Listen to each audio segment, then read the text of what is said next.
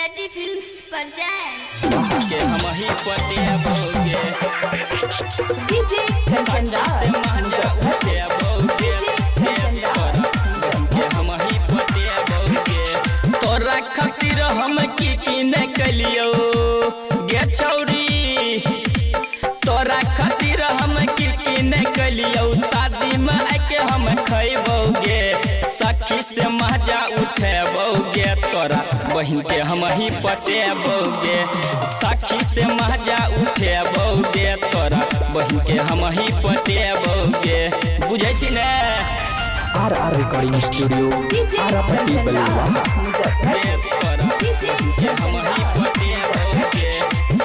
तोरा से नाता सब हम तोड़ लेबो तोरे बहन से हम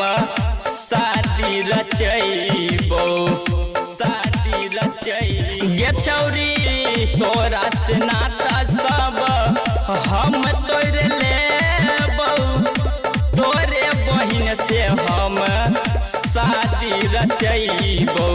जै भी ससुरवा रोतो नैयरवा गे छौरी जै भी ससुरवा रोतो नैयरवा जीजे पर गाना बजैबोगे सखी से मजा उठेबोगे तोरा बहन के हम ही पटेबोगे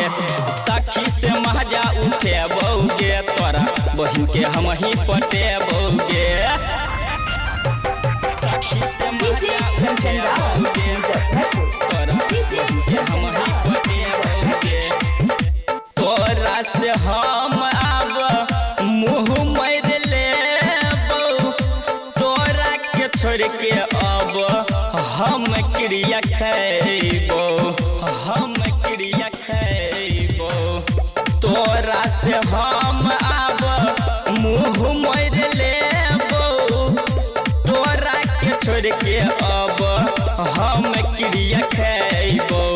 राइटर विपिन जी के दिलवा के तोड़ के गे छौरी